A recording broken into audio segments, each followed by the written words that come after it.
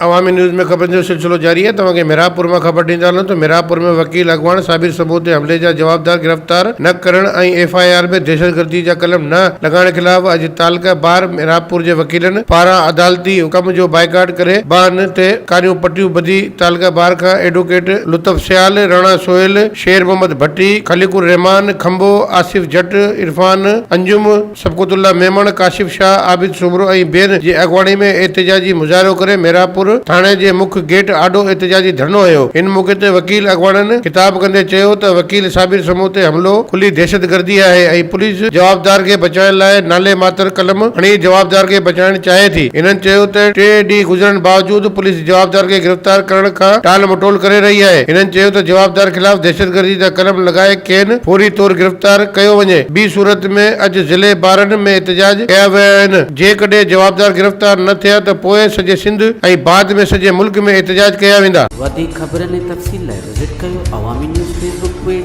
YouTube page ऐं अवामी news website.